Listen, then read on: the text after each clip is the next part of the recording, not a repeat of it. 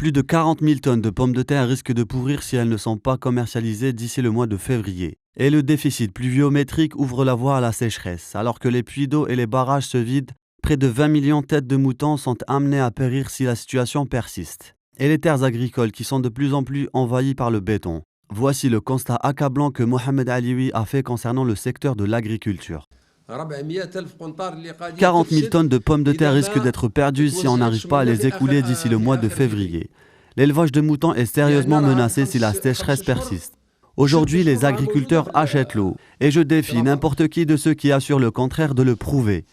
La création d'un haut conseil d'agriculture, l'allègement des dossiers administratifs relatifs à l'obtention des crédits bancaires au profit des agriculteurs et l'entreprise du défi du programme quinquennal 2015-2019 pour augmenter à 1 million d'hectares la surface agricole irriguée en Algérie sont autant de requêtes exprimées par Mohamed Alioui en vue d'améliorer le secteur de l'agriculture. Nous demandons l'urgence en ce qui concerne le projet d'irrigation d'1 million d'hectares de terres agricoles.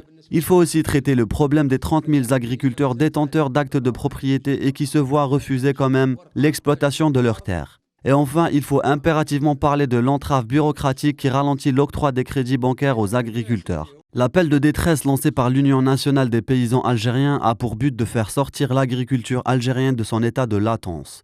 Bénéficiant uniquement de 4,5% de subventions étatiques, ce secteur devrait pourtant constituer le vecteur d'autosuffisance et ouvrir la voie de l'export qui pourrait soulager l'économie notamment de son déficit en devises.